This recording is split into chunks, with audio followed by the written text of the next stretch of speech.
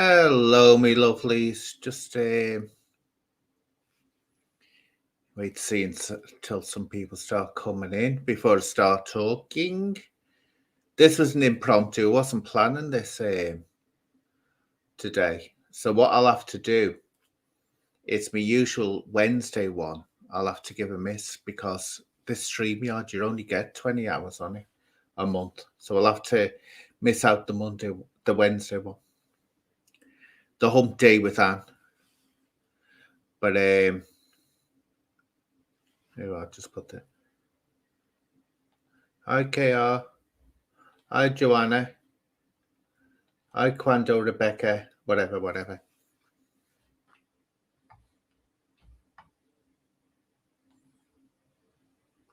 Yeah, it's all been happening, hasn't it, with Mr. Heggie again. Hi, CC.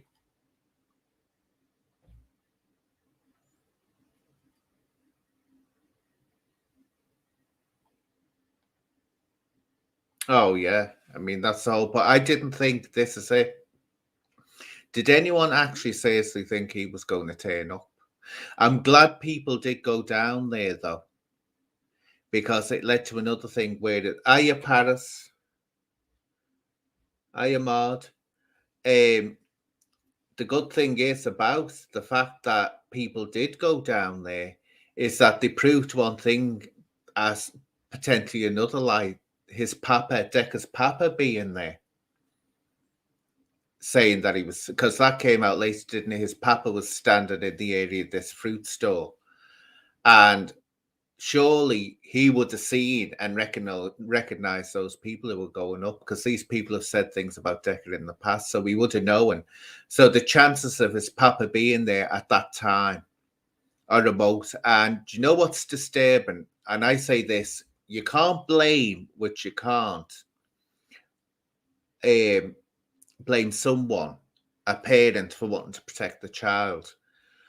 But you don't go to that extent of saying that you're standing outside a fruit store when at the time, when it's obvious that you're not, because if he had been there at that time, you would have seen those people who went down there and have proven with, what's one of them called? Motorsports or something, that Scottish fella.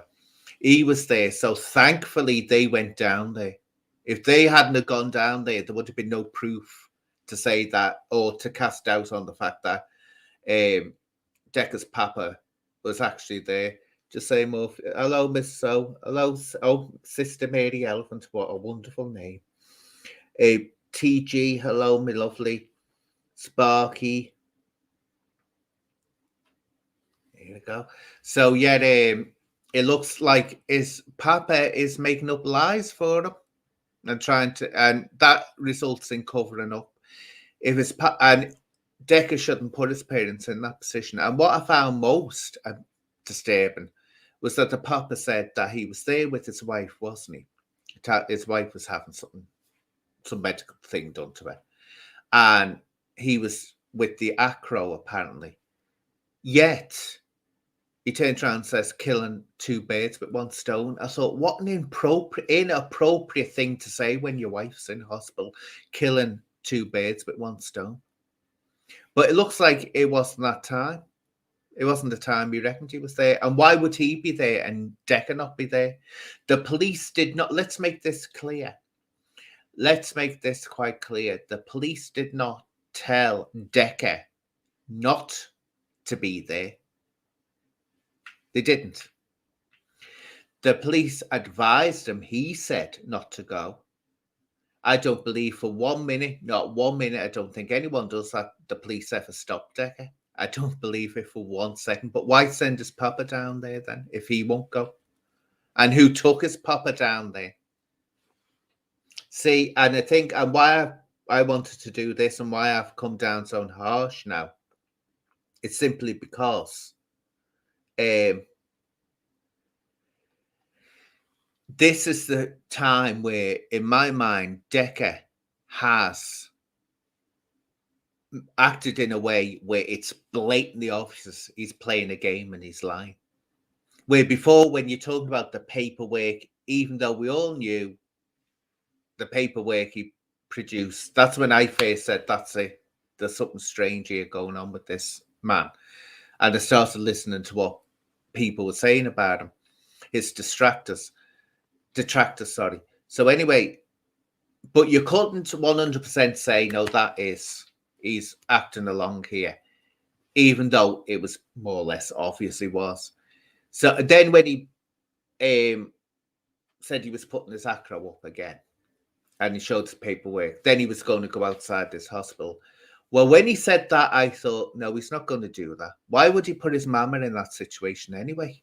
I mean, if I was taking my mama to a hospital for an appointment, right, the last thing I'd be thinking about is an acro and meeting people. I'd be more concerned about it. And why is his papa more concerned about the acro? So it didn't add up. But when he did this, and he said, oh, the police stopped me, but he never thought of filming the police, which is the first thing that would enter your head. You'd want proof, wouldn't you? Because he'd know people would accuse him of lying.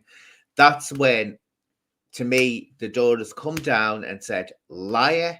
Not only liar, he's also, which I think is disturbing, is by doing that, he's showing that what he's being accused of, he's got no remorse about any of that.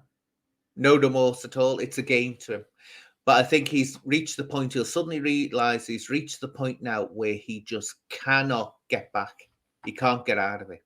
I think it's going to be right downhill from here now. He can forget any career as a documentary maker. And he was talented as an interviewer, but he can forget all that. So it's just, that's it. He films everything. The first thing that would come into your head is, oh, people won't believe me, so I better get this filmed. So that was why I thought, no, this is just, he's gone too far with this now. It's not, he can't wriggle out of it anymore. I'll put the link up if anyone wants to jump in. But yeah, he can't get out of this anymore. And that's when I thought, no, I think it's pretty obvious now. He's someone to be avoided like the plague, to be well avoided. And things that were happening, I was saying this in my last one about the strange way people were trying to get me to link up with him, which I said before. And I kept on drawing back, saying, no, thank you. No, I just knew there was something odd, but I didn't have anything concrete or anything that I could actually point to. First one, as I've said, was Sean Atwood tried to get me to get on there with when Ron Swanson was on there, and I said, no chance, not with Ron Swanson. And Sean let it go straight away, to tell the truth. He didn't pester me or go, oh, you must. He just let it go straight away. But I say what's really odd is that Ronan, when Ronan was interviewing Decca Heggie in November, which was early November, wasn't it? That's when Ronan came to me wanting an interview. And then if you go forward to December, that Gary fella who was became Badex. If people don't understand what I'm talking about, you'll see it all on my previous videos. He became Badex. But this Gary fella, Crime Northeast, he came to me on December the 13th, the day after he'd been on a podcast with Decca on Decca's show. So there was definitely moves there, and other people had come to me and said, oh, why don't you talk to Decca and all this? There were definitely moves there to get me involved in all this rubbish, and thankfully I didn't.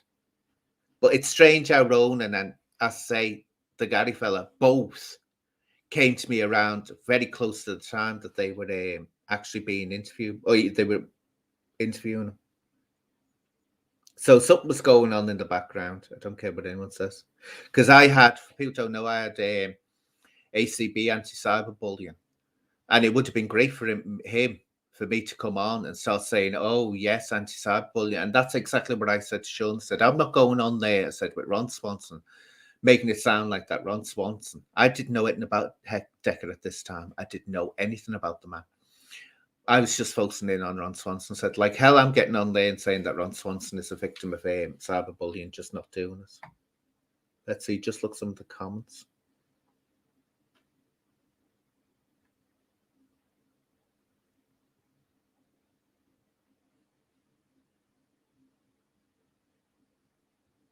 You see, if this thing about the police, they would just advise them. And why not phone them up? Why wait until they see him? You mean that the police have got nothing to do down there? And they just wait in a patrol car for him to suddenly go driving around? They only do that when they're trying to catch someone in the act of doing something wrong. That's what happened to Jeanette Archer when she was pulled by the police. They had to wait to see her going to make sure that she was going to this event that she'd planned. Then they grabbed her because the law will require that as evidence. But when someone's just going to show their acro and they're not going to commit a crime, the police don't wait for them in a car. They'll just either phone them up or knock at the door and say, look, do you mind not going there? We advise you not to. So it was all a load of rubbish, it was. Oh, yeah, Pure, I know all about him. I heard all about Ron Swanson. That's why I keep well away from him. Let's see. When we watched it on a live ad.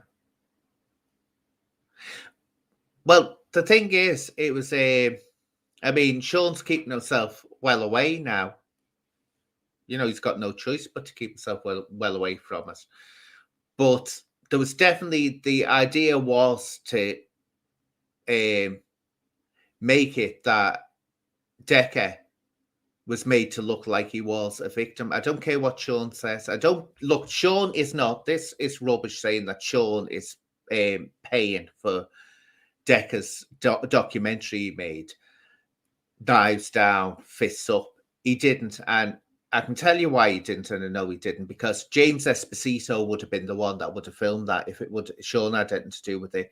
And I'm sorry, when you see that documentary that Decca did and compared it to what James Esposito comes out with, the difference is startling. James Esposito is far from being someone that could be put on network television. Whoever put together, I can't remember his name, Axel, wasn't it? Axel someone or other. Whoever did that had a professional eye. They knew what they were doing. So Sean had nothing to do with that, but Sean definitely in the beginning was trying to get this idea going, or help him out with this idea that he was being bullied. But as I say, I'll stress again, Sean didn't pressurize me. When I said no because of Ron Swanson, Sean let it go. He didn't pressurize me. But other people in the background were coming to me.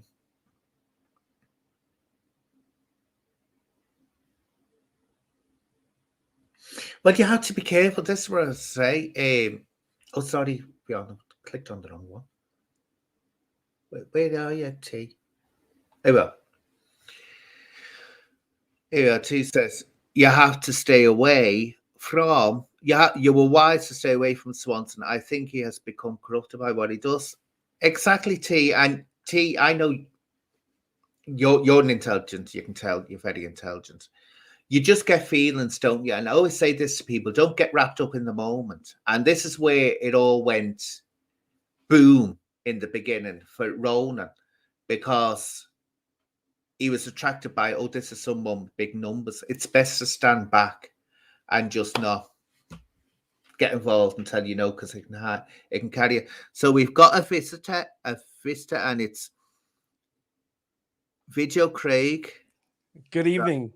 Hello, how are you doing, Craig? I'm very well. Nice to finally sort of meet you. But we've chatted behind the scenes a little bit. I'm a follower of your channel, and I appreciate the invite tonight. How are you doing? Oh, brilliant. And you? So, yeah, I invited Craig along because I want Craig's view on this. Because, of course, Craig, you've been subject to your own controversy as well. So it's interesting to see the two sides of it. And so what's your views on this? Are we talking about Decca today? Decca, yeah. So, to me, I'm not sure he was ever going to turn up. I'm not even sure his mother did have a fucking appointment, pardon my French. And it's only in hindsight that I say these things, because, you know, he's never told the truth about anything ever. So why would this be the exception? Yeah. I got into this thing with Decca publicly on YouTube a couple of months ago with the sole purpose is to just take the piss out of the guy, because I think he's such a bad liar. He's very easy to, to find great humor in. Yeah. And it wasn't until I saw part 2 of Karma Corner's sort of like documentary thing on everything that Decca had done just a couple of days ago. I think it might have been Friday I saw it, that I realized the severity of how dangerous this guy is. And it's like, I messaged Karma Corner and I was like, mate, all jokes aside, like I understand why he needed to take why Karma Corner needed to take like the weekend off after putting all that together, because I had no idea I thought I was a Decca Heggie expert, and I had no idea about 80% of that. So, and I was sure that he was a danger with 20% of the information I had after watching that. I was like, Jesus Christ. But of course he wasn't going to turn up. I mean, who on earth, right, incites practically a riot at a mother's hospital appointment to start with? Exactly. That's how you knew it was all going to be a load of rubbish. You wouldn't do it, would you? But I'll just address this, Craig, because get this addressed, and come on, Video Craig, after what he said and done. What's the difference between Craig and what's the difference between Decca Heggie? Would you like me to tell you? Huge. Well, I'll say my view, right? It's a huge disparity. Craig did something very distasteful in a joke. Very distasteful. And when he was younger, he had one incident, which got in the papers, which we all know about. Yep. It's a completely different scenario to what you're talking about when you're talking about. I'll sum it up in one sentence. The difference between me and Decca is, because somebody asked me this on a YouTube comment, and this was my reply. The difference between me and Decca is, I received a police caution for hitting a female friend at a house party. Decca has multiple rape allegations. So I ask, what are the similarities between me and Decca? There are none. There absolutely are none, other than the fact that we both do YouTube. Yeah. So I thought I'd address that, though. And thank you, I appreciate that. But the one that got me, Anne's one of the few people that has actually saw my acro. Oh yeah, I've seen it, people. So I mean, it does have some embarrassing things on there, like I was arrested wearing a gold ring on every finger on my right hand when I was 19. Well, it was the 90s, everybody was doing it. Well, I'll go to it's more or less, how can I put it? It's a youth, which you were, like lots of youths are. You were a youth who thought, oh wow, I'm funny and all this. And then as you get older, you think, oh my God. And I think we've all done things in the past. I mean, I remember if any photograph surfaced to me when I was a teenager, my God, I'd just dropped dead, because we thought we were gorgeous in the 80s. We thought we were good. We weren't. We looked absolutely horrendous. We did. Well, you know what though? You would have been gorgeous in the 80s. The thing is those pictures aren't gorgeous now. Oh, in the 80s, I would have been. Even then, I looked a bleeding show. I used to wonder why I used to get chased down the street, be legged. Well, let's see. Also, go on. So I was just go on. Read the comment. Also, Decca is involved so many in it. This is a good point, TG. You always make good points. Also, Decca is involving so many in this drama and lies and causing so much trouble for them. Now, this is the thing. That's what he did to me. Got me. Can you imagine what people? Because people love to hate on me. If I'd gone in there and actually agreed to speak to him, oh good God, I would have been getting hammered now. Well, look at what happened to Ronan. I don't have sympathy for him, though. I really don't. I'm not. Ronan isn't one of my bestie mates. I think I've seen him. I mean, I don't think he's very. How can I put it? He's not a cheerleader of him, but let's put it this way. I'm not convinced he thinks he's this horrible monster now. No, I'm not. I think he says what he needs to say. Ronan's just a continual having to apologize for him being himself, which is a sad situation to be. Well, let's see if there's any more then. So this morning I got up. I normally wake up at like 1 p.m. Being from Newcastle myself, I was definitely going to attend today. Because Decca, more than anything else, because Decca was like trying to imply that I wouldn't turn up. So I made a point of it. I got up. I had an early night last night. I got up at 9 a.m. Went to Wetherspoons for breakfast. As I was leaving Wetherspoons in the city centre, which I live a good few miles away because I live in Tynemouth next to the beach. Well, Craig, just wait. I have to interrupt 1 second. Fion's just drawn me attention to something. Paris, can you see who this person is that's doxing? Apparently, get that person who is doxing blocked. Who is he? Just tell us, Fion, who's doxing who in the comments. I can see 28. Well, I won't read it out. It's an NUFC supporter has given somebody's address. I don't know who that's meant to be. Let's see. Let's get it. It's a Barnsley address. Get rid of it. I can't even see where it is. Oh, wait, it's new comments. It's most up in the new ones. Sorry about this, but you get these idiots doing it. But Paris, if you can see it, do your job. So, I got it. Mark Stanbridge, I'm just reading your comment there. I'm sorry to hear about that, man. It's one of those things in my past. I'm not proud about it. I'm really not. Craig's on the sniff. No, Craig's drunk. But so I went to the city centre 9 a.m. this morning. I went to Wetherspoons for breakfast. I was on my way to the RVI hospital, and I got a phone call off a friend of mine who I've not spoken to for a lot of years, actually. I didn't even realise he was watching all this shit. Shout out to Kev B. And he said, Decca's are you on your way to the RVI? I was like, yeah. He's like, Decca's put a video of bottling. So I was like, oh, okay. And then when I was still in town, I did bump into Making Gains and his pal. And they were like, yeah, Died Chips wasn't even there and bloody, bloody, blah. And then there's a video of Died Chips meant to have been there, but it's a 240p video. And we're living in a 4K era. Yeah. You can't even tell if that was recent. I know, that's what I'm saying. When was it done? But hangs tight, right? Did I say the jokes were acceptable? No, I didn't say the jokes were acceptable. But what are you supposed to do? Get him and hang him for the joke. Somebody said to me on a YouTube comment, yeah, because of your jokes, you are the worst person in the world. And I said, so I'm worse than Ian Huntley. And she said, no, but you're just as bad. And I was like, if that's what you believe, I can't argue with that because I don't agree with that at all. But I'm definitely not as bad as Ian Huntley. And also, those jokes, which I said I wouldn't talk about again, but I will because I love Ian. But that was the first time I'd ever done stand-up comedy, and I thought the way to go was to just shock, like the way I would make my friends laugh when we'd be trying to go backwards and forwards to see who could come up with the worst thing, kind of thing. And obviously, that's not the way to go. I've told those jokes once on stage. The video's out there. I didn't even put the video out. The cancer charity that I did that gig for put that video on their channel, and it's still on their channel. And it's like, okay, that's not the way to go. I've apologized. Gonna move on. Well, nobody got hurt.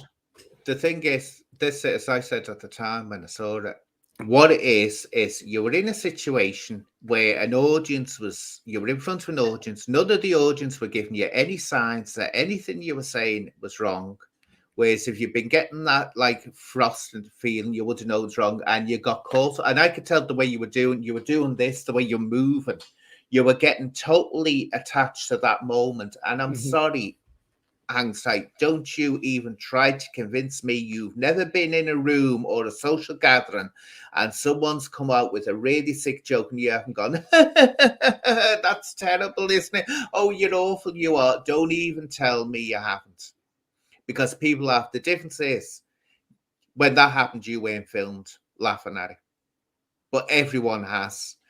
Because you're laughing when you're in a social situation, you're not going to be the one that turns around and says, oh, I think that's disgusting. Especially when you're with young people, you're not going to do it. And then they're all saying, what an hour last year. And actually that night, because that was a charity night, and I'd done a course where the end of the course was he did stand-up comedy for the first time.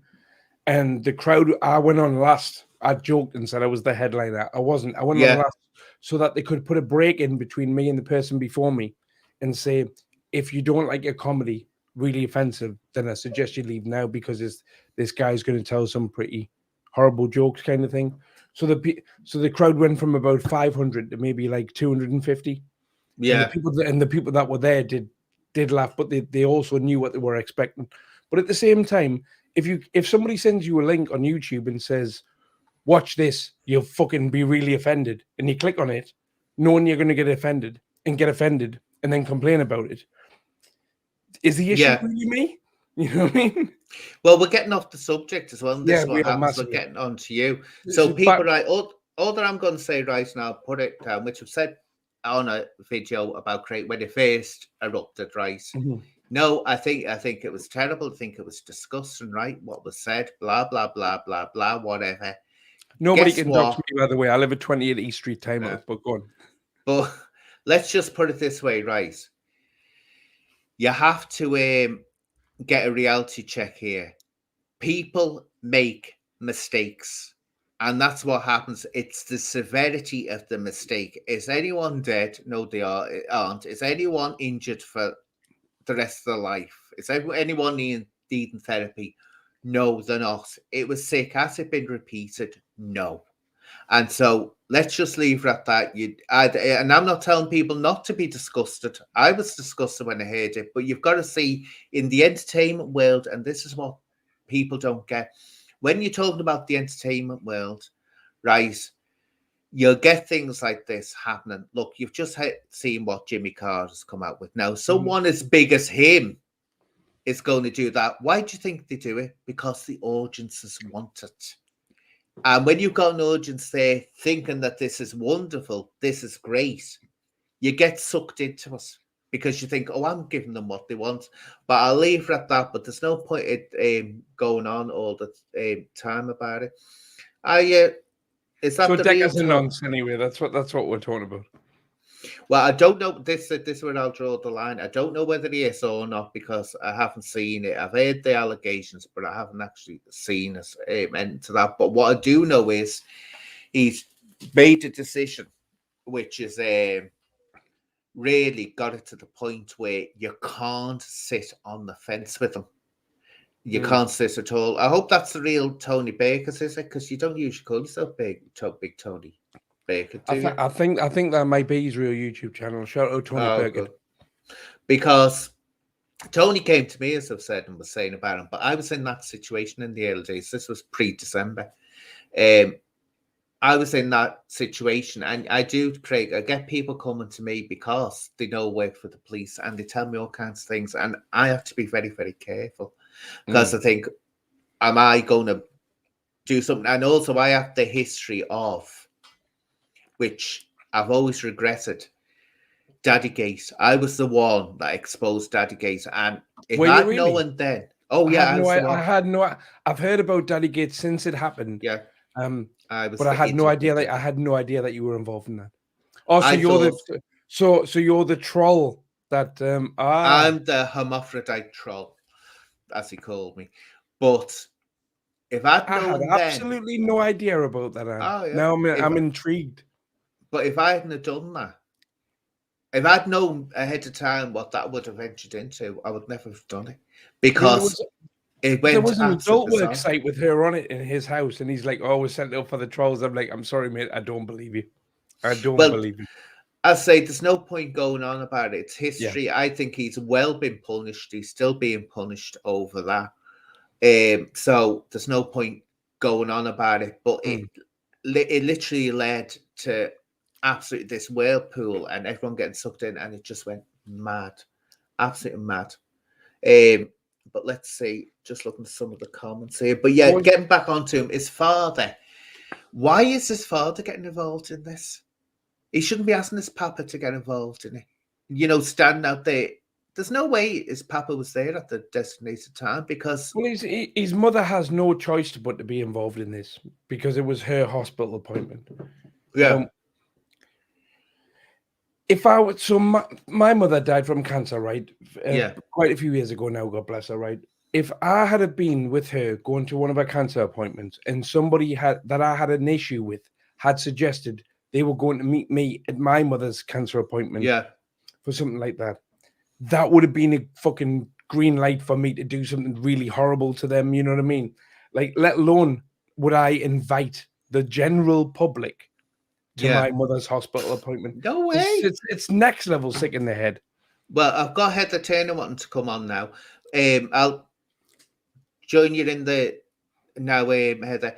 But this is what gets me. If that was my mama, I'm telling you now, or me papa, I would. The last thing I'd be thinking about is acros. I wouldn't give a damn. I'd just be thinking about how they are.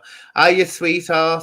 Hi, Well, I'm Heather. all right. Hi, everyone. I'm joining like the party late here. It's nice to meet you, Mr. Video Craig. Nice to meet you too. I've seen you online before. Well, I've seen you online before. I think I filled in.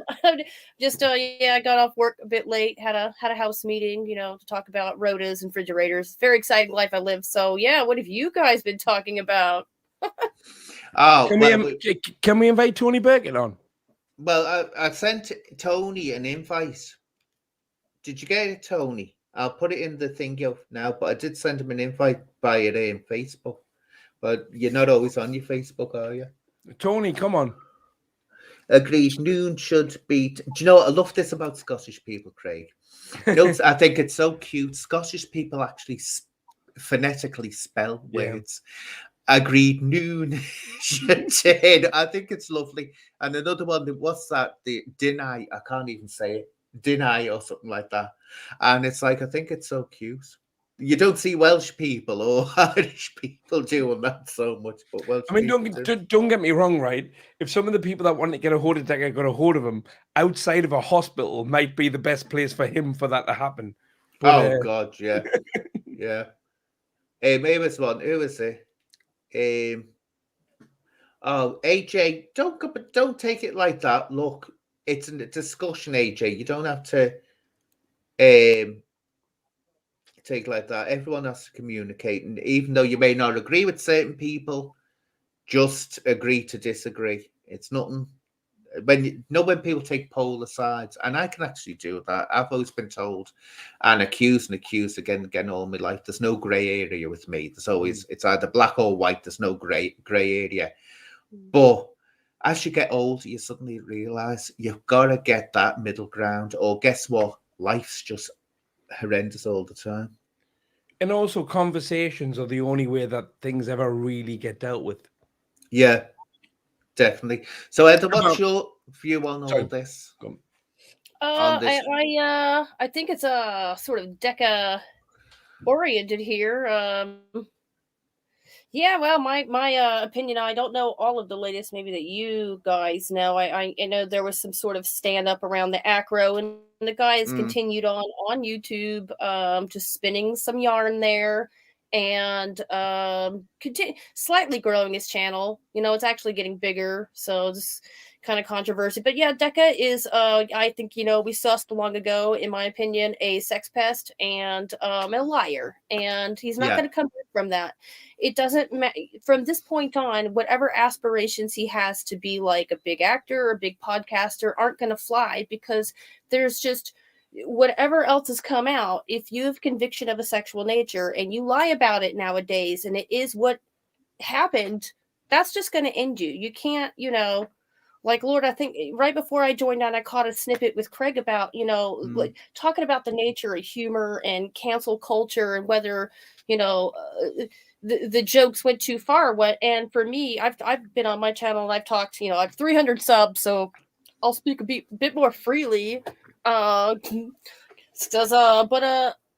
It's essentially, there's so many examples in mainstream culture of that exact humor, or of people who have tried to be canceled because of even pedophile. I'm sorry, P jokes. Sorry, it's your like these kind of jokes. James Gunn, the guy that does Rick and Morty, they were all in hot water because of all of these jokes. And humor is something for me that is part of. Like, that's part of human nature, first of all. But second of all, when you start going too far to censor jokes, that's when you censor thought, because you see what humor is in places that have like dictators. It's all like slapstick. Nothing makes you wince. Nothing makes you think, because Sorry to interrupt. And Megan Gaines humor just said he's going to jump on. Sorry to interrupt, Heather. Sorry. Making Gains. Yeah. Yeah. Go on, carry on. You want me to put the link in? Here we go. No, I've sent him in. Oh, have you? Mm-hmm. Well, just wait for because he was actually there, like at 10:30. Yeah, he was the Scottish gentleman. Yeah. And, no, that's motorsports. Making Gains is from North Shields, Newcastle. Oh, the one that was in the Making Gains. He's the guy I bumped into in town. I'd never met before. Here we are. I think it's come. Here we go. Yeah. Here he is. Yeah, Making Gains. All right, who shows this? That's mine. Right, aye. How you doing, guys? You all right? Good. Yeah, we're just talking about what happened today with Decca, and I was like, you were there firsthand, so. You're in the YouTube. I got there about probably 10 minutes after 11:30, about 20 to 11. And obviously, I just asked the people at the stall. I don't know what this. I mean, I've heard of you before, and I don't know much about you, though. Do you know what I mean? I've heard other people talking about you, but like I see, what's the theme of it? Like, what you want to know about it? Well, we're just talking about basically. Sorry, Anne, it's your show. What it is that I said this morning in a video, I said Decca's just gone to that point where now there's no other option. He's exposed himself as a liar and a fraud. And we all knew, basically, as everyone knew, he wasn't going to turn up. But when he came out with this absolute bull story that the police had stopped him. Now, I used to work for the police. I know the system. It wouldn't happen like that. Oh, the police stopped me. He didn't even bother filming these police officers as evidence, which was the first thing you'd do. But what it is he, by doing that and lying like that, to me, what it's done is it's added weight to things like what Tony Baker has said and other people like Danny Christie has said. And also, it makes it look like that Decca just thinks this is also very funny and has no remorse for anything that he may have done in the past. That's what it gets. You're right. And I'll just say this now. All I was going to do, if I went down today, is I had one thing to say, is if he was there and this paperwork was there. I mean, I found on the way down that like he wasn't coming there because my mate was with us and he's seen that he put a video up. But I was just going to say to him, like, even if he produced paperwork that looked clean, I was going to say, well, what were you talking about on the foot, like when you were talking to your mother? Have you seen that recording? Yeah. Right. So in that recording, he talks about accusations made about him by an 11-year-old girl, along with many other ones, where he says, if people saw this, they'd think that I'm a serial sex predator. That's his own words. We've seen it, and we agree with him. Aye, that's it. That's it. Like that, exactly what Craig says. We have all seen that. We do all think that, barring a few. Here's Tony Burkett in the comments here. And like, I would do think that. So he's not really addressing things, is he? Do you know what I mean? So. Yeah. I think there's some people, which is alarming, believe that he's still telling the truth. You'll get that. Yeah, do you know what I found out? And you find this quickly on YouTube and social media. Do you know there's a certain kind of idiots out there, and no matter what you do, no matter what you say, no matter what evidence you throw in front of them, they won't see it. And it's the thing that people will see what they want to see. So you could actually show film of Decca doing it and they'd say, oh no, it's a fake, it's CGI. You just have to get it that certain people will. But in my mind, I think what he's done is he's come to that point now. This is the day he'll regret and regret and regret having done that, because this is the day he has thrown out any chance of wriggling out of it and getting a career. No, his documentary career, that's it, it's ended. I can't see anyone wanting to touch them from now on. Well, do you know what I think, Anne, right, is that if you look at when he puts podcasts out, it gets about 1,500 views. Yeah. If you look at when he puts these documentaries out, it probably gets a couple of thousand views, right? But every video he puts out where he's talking about this situation, his beef with Danny Christie, his beef with like Paddy Conroy, his beef with Brian Cockrell, And when being he annoyed name in drops general, these people, he's getting 30-odd thousand views. Do you know what I Yeah. mean? That's why That's why he he's doing it. You know what, though? You know what? We're the idiots because we're the people clicking on them, giving them money for this shit. Don't get us wrong. It's hard not to, because all I want to do is take the piss out of them, which I'm going to be doing again over the next couple of days. But it's Go on, like, Heather. Sorry, Heather, what were you going to say, Heather? No, I was totally agreeing with what Craig said. Yeah, Yeah. the way we contribute to the eyeballs, because this is something that we've seen before in content makers. It's not new. Someone who knows that they can get the clicks from controversy and drama. Yeah.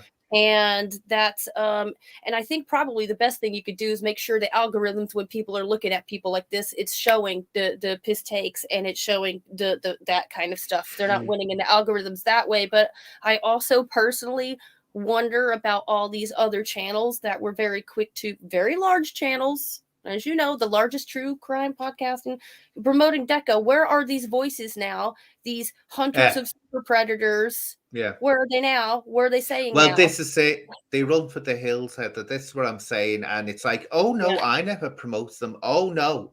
People can work out what I'm talking about. Tens of thousands. I'm not promoting them. I'm just making contact. I had a word with him the other day. I won't say his name. People can work out. And I was saying, you know, you've got to take responsibility. Basically, you do promote people. I've said this for over 2 years to him. You promote people, then you've got to stop doing it. And say, oh, no, I'm just making contact. Then when it hits the fan, it's like, oh no, I don't know. Don't blame me. It's like when you gave them the platform to get on there. Look, you know, I have you no gave problem them with people talking to people, and like this is a weird, you know, that's a thing. But if you are combining that with making it your mission to hunt predators, sex predators specifically, to protect vulnerable women and children, when that is your stated mission, and then there's the other argument, which is some kind of logical fallacy here, which is stating if you disagree with me, or if you go against me, or if you criticize me, then that means you're against the protection of the people, right? Like, so there's an argument that if you attack, then that means you're attacking the effort to save children. That is some smelly old honky there. That is some BS. So talk to whoever you want. There's a responsible way to do things, like a Lurie through the real way, if that is your channel. But if that is, you're also combining it with, you know, crowdfunders for people, and it's your sacred mission, and then that to me is a different thing that has to be scrutinized, right? Like that's a different, you're not just talking to people and airing different sides of views and societies and people, like whatever that is. So that's kind of, I rambled a bit, but like that's a different thing. Just let's say, I've seen someone hangs tight. Sorry, Anne. Yeah, I just want to say to this, right? Just let me reply to Hang Tight, right? Hang Tight has got it up her nose, or his nose, or whatever it is, because I know Hang Tight, you're a mortified, the person I've just been talking about, but not saying his name right. No, I'm not putting him on there. We're not putting him on there, giving him a platform to say what he wants, like he has done to other people. And when he knows damn well there's questions there, when he's been told there's questions about this person, he totally blanks it. Hello, here's our guest. Now, if you link below, you can join their channel. And we'll look forward to working with you in the future and interviewing in the future. He did exactly the same with John Wedger and others, right? Gave them platforms, Janessa Archer, promoted them to hell, and then backs away. So that's what Hang Tight has got up the nose, haven't you, Hang Tight? We're not promoting them. We're discussing this. We're not promoting it. But I was getting back to the fella in the other corner there. That way, I'm sorry, making gains, yes. But what you were saying about, if you notice the algorithms and their clicks and stuff and what they're actually getting hits on, if you'll see that person we're talking about, that the big promote, that you will look at look at a little 15-minute segments. If it's kind of podcast war related or this kind of stuff, then it gets the numbers, whereas other things don't get the numbers. Yeah, And you could see Well, it. You could see it with your own eyes. If I could say, like, to that one by Hangs Tight is, I actually watched on I think, I can't remember what the podcast's called again now, but Karma Corner, and that was on the other day.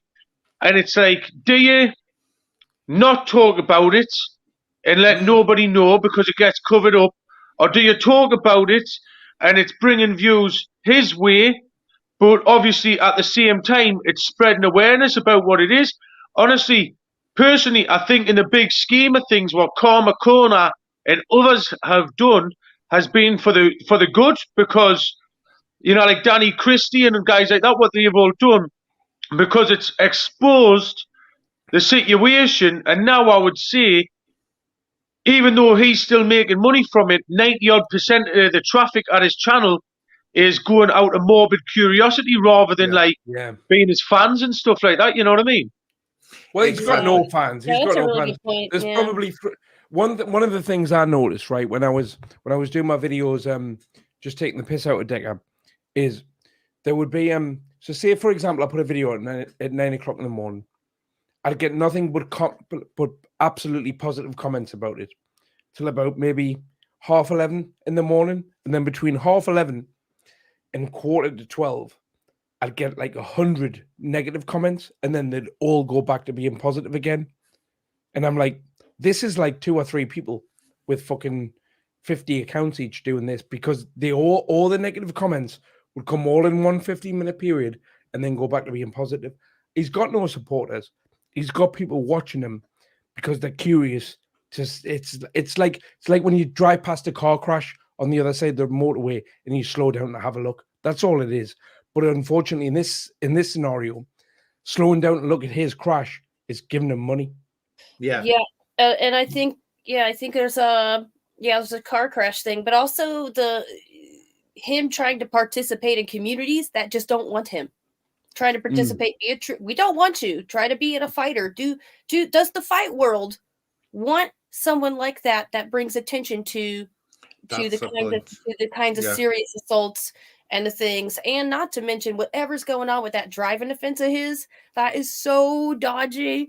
Oh my God, the driving offense. He's like, the cops are lying. It's a setup. You're like, 2 cops are lying. And people had to dodge out of the way, road workers, to not be killed, which is a whole crime of its own, to like try to mow down road workers.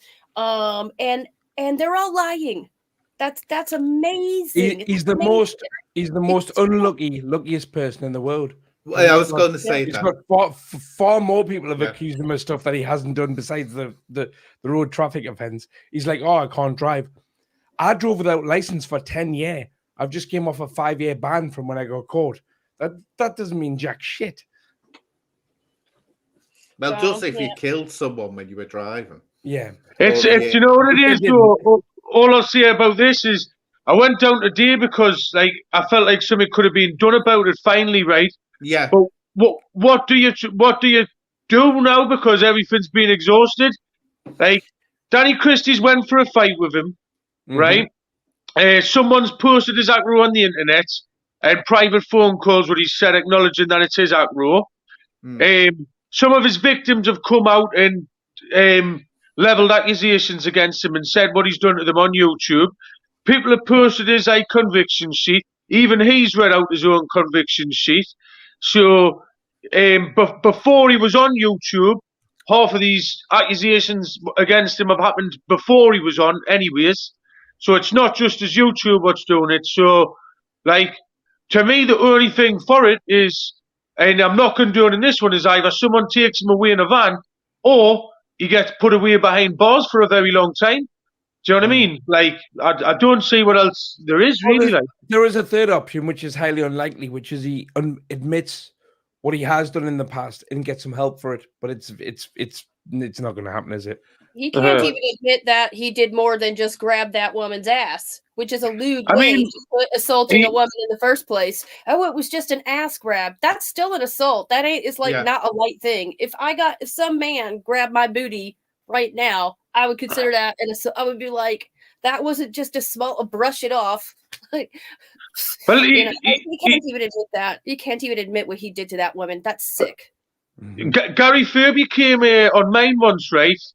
And Gary, well, I agree he should be removed off YouTube, but Gary Furby came on mine there. Then Decca actually come on in the comments, made a video directed at me and Gary, admitting that he lost to Gary, saying that I got chinned, all the rest of it, right?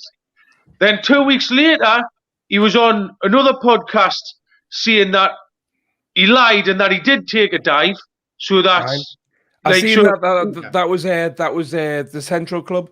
So he admitted he didn't take a dive. Then a couple of weeks later, he went back to saying that he did take a dive, and he took the video off of the original one. Do you know what I mean? So it's like Craig says, you're not going to get the truth out of the kid. He's a fantasist, isn't he? But unfortunately, he's very dangerous, and I mean, there seems to be like an escalating pattern, which is a little bit frightening because, like I can see this end up being like some sort of documentary or something, like you know that, like don't fuck with cats or something like that. Yeah, I can end up seeing it being something like that, where I can see this being footage in a documentary. Somebody else on top of yourself. But I love footage in a documentary about that. My God. Yeah, but you know the way you say what you've just said. Another thing is as well, if you get the two situations, can you imagine what would have happened, Craig, if after all this, the sick jokes and all this came about you, if you were on your channel being blasé about it, laughing and all this, and joking about it and playing up to it. Now that's the difference. That's the big difference. Yeah. Decca is showing no remorse. It's like me saying, right, after that video evidence of me telling those jokes the first time I did stand up, it's like me sitting here now on a live and going, I didn't tell those jokes. What are you talking about? It was Danny Christie. Fucking Danny Christie shoplifted a Mars bar when he was 15, and that's proof I didn't tell those jokes. That's basically what it is. As laughable as it is, that's what this is in a nutshell. It's fucking, it's the most unlogical fucking bollocks you can. It's like, how the fuck could be that unlucky, man? You know what? If Decca didn't have that sexual offense conviction, and he had one girl accusing him of something, I would more than happily give him the benefit of the doubt. Yeah. But then when that turns to 4 girls and an 11-year-old, I'm sorry, nobody is that unlucky. Nobody on. Well, it's not even just that. Like, there's some sort of incident what's happened on a train as well. Yeah. There's these phone calls what it's made to someone. Technically, I can't look at train toilets the same way again now. I'm like traumatized. I travel a lot around London on trains. Every time I'm to one of them booths with the door, I'm like, oh, it's going to be on the other side. You know what, though, right? Not to play devil's advocate, but in Decca's defense, Decca was in a room where nobody could see what he was doing. Don't get us wrong, it is fucking weird, right? But he filmed himself masturbating and he sent it to somebody else. Now, the person that made that public could definitely, with the revenge porn law, go to jail for up to 12 months for making that footage public. Yeah. But in the midst of everything, like, sex act on a public train toilet is probably in a category. You know, I've never once been in a public toilet and thought, should probably knock one off. And then if I was, I definitely wouldn't be. Should probably film it. Where it slips up for me, when I first started getting the alarm bells going, was I heard the phone messages he made to that woman. And he's going on, I'm going to abuse you. Would you like this up? Yeah. And all this business. It was very, very disturbing. But he was taking the role of an abuser. Of a rapist is what he was doing. Basically, that's what he was doing. And a grape ape is a common corner would say. But if you're going to take on that role, that's what turns you on. And so how does he get out of that with this? It was just normal, it was fancy play. Well, unless you're into violence and stuff like that against women, why would you want to role play like that? Well, I mean, that's what was creepy. I've got into role play, right, with previous girlfriends and whatnot. After being with them for like 6 months to a year or something like that. Don't get me wrong, never rape role play, but the thing that was really, really worrying about that is he hadn't even slept with that girl, and that's what he was saying to her. So it's like, if that's what he would say to somebody that hasn't even had consensual sex with them before, fucking I definitely believe those victims that came through and said, "Oh yeah, we're seeing him," and he anally raped me. You know what I mean? Yeah. Like, there's no doubt in my head that that's true. So, do you know, I don't know if I'm missing something here, but what just thinks, like, triggered him into being like this? Because there's a lot of stuff getting said on This is things, and I just definitely a find it a question bit for strange Anne. how his dad's kind of like defending him all the way, and there's been a lot of stuff like leveled in that direction. And what do you think about who's Das? About what's triggered Decca to behave like this? Oh God, well, I mean, I'm not a psychiatrist, but it's one of those things, isn't it? He's into all this big macho man and all that, and who can say what's triggered it off? And also, I would say low IQ, high aggression, male, danger, alarm bells. well, you see, after and also what's got to be taken into account as well, Heather. This, it's always, I've said this, it's easy to say that men are always, that way, and that well, you can't, you can't say why he's like that, but at the same time, some women are actually into that, and I've met them, and I say, be honest about it. I've known women to actually be into stuff like that. They love us. They love a man being all this, and the daddy figure, basically. That's what they're after, the strict daddy figure. And so it's very, very complex and very, you could never say why. I couldn't get inside his head, let's put it that way. I couldn't work out what he's doing or why he's like that. But he's got this over macho. This is what I used to say when you get people, and you get this happening now, especially in the police or any official organization. You get this big, tough fella coming in, no nonsense and all this, cop or whatever. And they'd always turn around and go, "No, yes, I think it's terrible, all this hate crime against gays and all this. Oh, I think this is terrible about all this, the way women are treated and all this, unacceptable." And I'd be sitting there and thinking, everything I'm seeing here, hard drinker, man's man, going out tough and all this, but yet they're so woke at the same time. It didn't seem to gel, and you'd usually find out that when you got to know them more, they weren't as woke as they were making out. In other words, they were saying it for effect. And Decca does that when he comes in with his "I'm a victim" thing. Oh, yeah, he tries just repeating something he's heard that he knows worked before. I would just say high levels of narcissism. Actually, there seems to be lack of empathy there, high impulsivity, previous history of drug abuse, the kind of uppers that might just make you and even more impulsive. And, I don't know, sexually aggressive men. What is it? It's power. I don't know. But, But you know what, though, right? I'm glad that Decca is at least getting called out on this.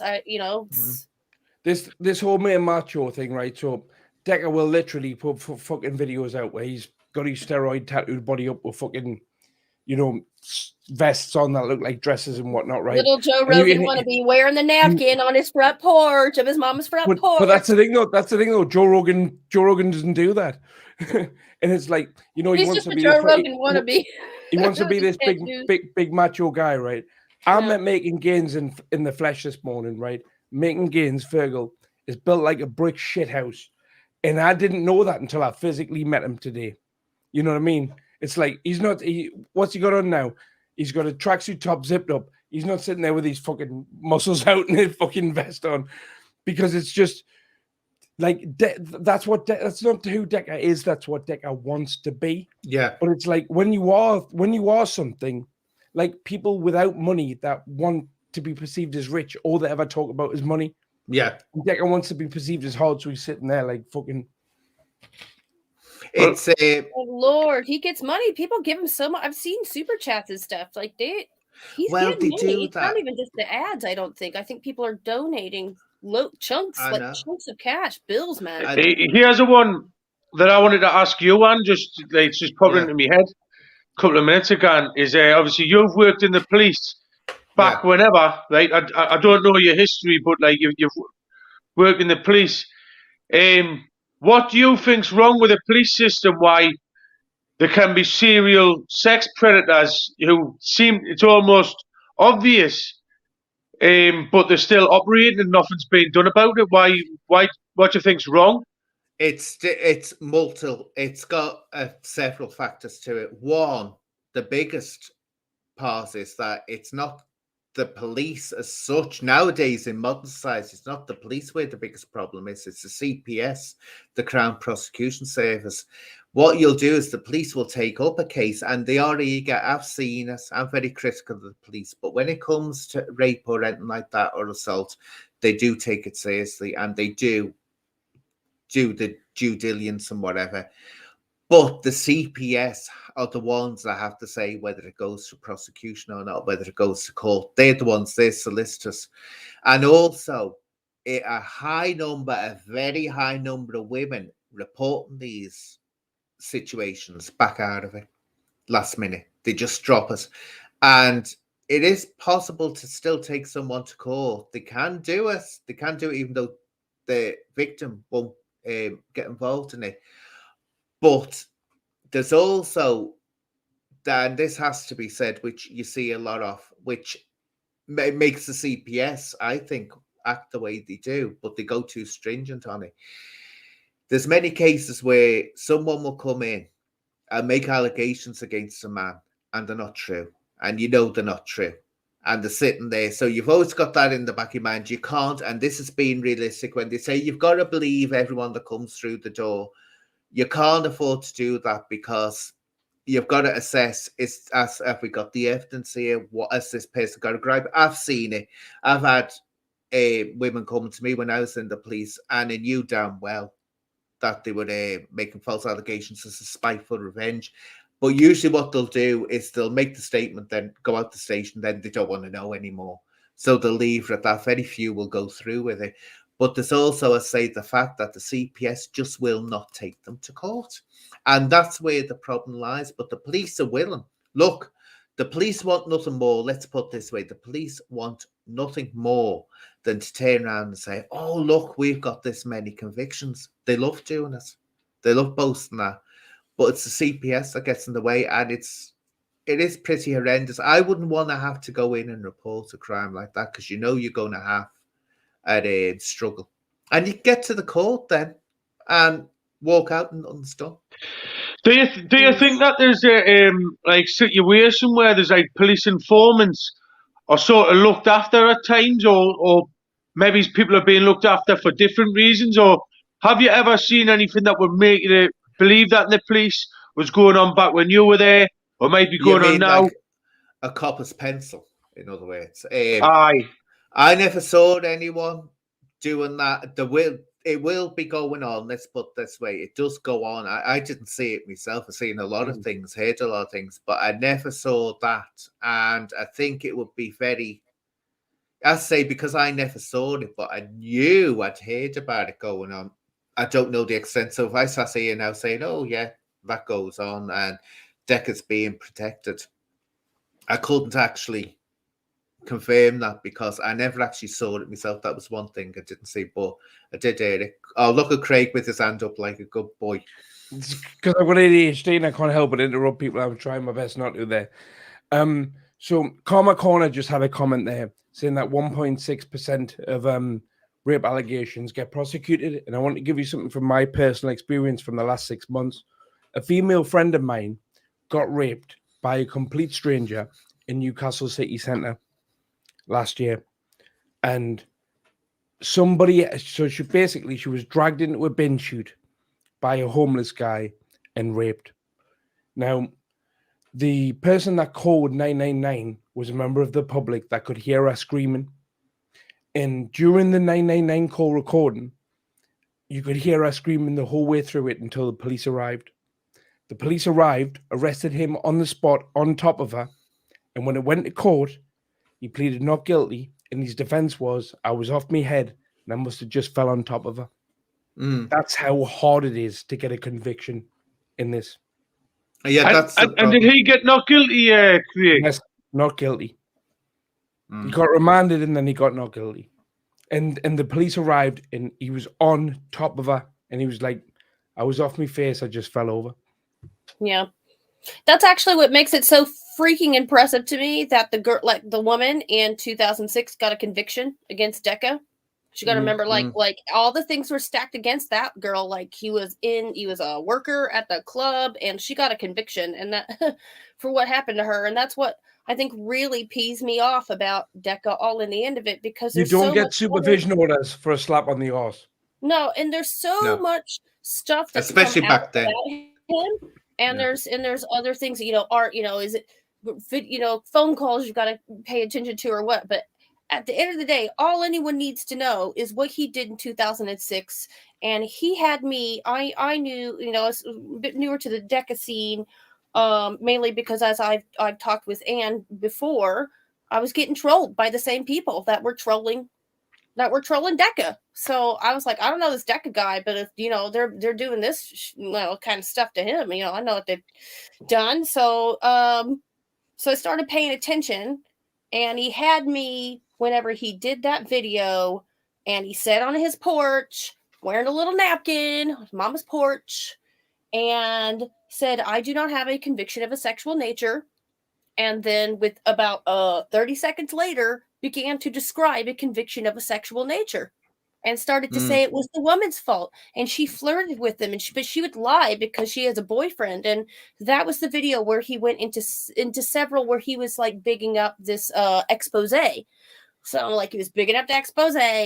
And then he came out with that. And I was like, bleep this. I was like, bleep this guy. I was like, bleep this guy, because he literally just said, I've never done nothing of a sexual nature, never been convicted, and then literally described it and said and I was like, that's gaslighting. He literally just said this thing and said the opposite of this thing, and then continued to discuss like very disgusting allegations, around the rapes and things like that were like, well, once I heard him lie about that, I was like, so this guy, then the expose came out, which was like completely laughable. I have like a background in the film industry. I actually used to like guest lecture and stuff at like Regents, and so I worked with screenwriting students and script writers and stuff like that, and like in the film industry, and I could tell you what a freaking documentary looks like, and I could tell you that was not it. And so he had me at that, and so I'm like, all the other stuff that comes out for me is like icing on the cake of the sex pestery, aggressive, dangerous person that is Decca Heggie. But well, I've seen in the comments there somebody saying free Cain Val, which is obviously on about Cain Velasquez, the former UFC champion. And I don't know if you've seen, but a former UFC champion in America, he's just shot somebody who was meant to be molesting one of his relatives. And I don't know which relative it was, but he has got 2 young daughters. So what do you think, Anne, about what happens to how the police treat vigilantes? And can you not understand why it happens as well at the same time? It's not a matter of understanding why it's happening. You can get things. Look, the police are there, and this is the end of the line. The police are not there to question the law.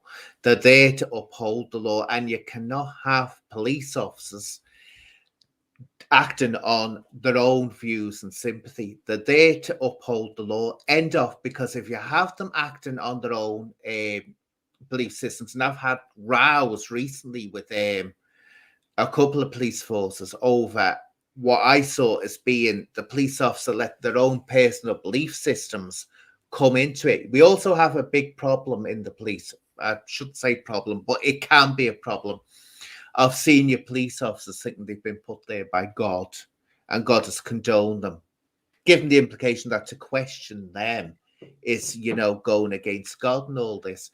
You can't have them suddenly deciding how the law should be applied. Now, you get vigilantes. One situation I remember happening, and a father, oh God, he would have been killed. Mother went into the kitchen and saw her brother-in-law on the floor of the kitchen with the 6-year-old niece standing over him, her legs open, crying, standing over his face so he could look up at her private parts. Now, she phoned her husband. Her husband came steaming down there. It was his brother. He was ready to kill him, literally kill him. Now, the thing is, the police, and I remember the police officers that were called out, we could hear them on the radio, and they were saying, should we go a bit slower? But they had to get there. They said, should we go a bit slower? Should we respond? But they have to. Being a vigilante is taking the law into your own hands. And if you allow one case, where'd you stop us? Where'd you stop us? You just can't have it going on. And then, of course, you're going to get innocent people being the victims of vigilantes. Say that someone doesn't like black people.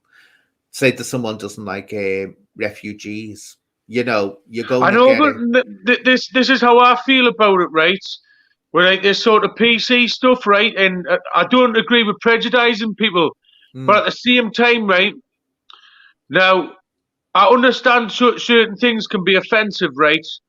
But like when the police are sending like coppers round to people's doors for tweets that they've sent that's offended someone, compared to like not putting a bit more manpower onto stuff like this, where if you just pick the right thing up or catch the right thing, it could change the conviction rates. You know what I mean? I'm telling you, this thing which is that goes on, know that the police will knock on your door because an offensive tweet and all this business, that is blowing way, way, way, way, way, way out of proportion. Look, the truth is the police aren't going to do that. If they're going to do it, they're doing it because they want to get a tick in the right box to say, oh, look, we take action. I can assure you, you still have trouble now getting hate crimes taken seriously. You do. You still have problems. But you'll get the odd one where it looks like that. So they are see, it's a very complex as well, policing. It's extremely complex. You can't put it into certain boxes. You've got to know the way the system is and the way it works and where it looks like the police, which a lot of time they are failing at the job.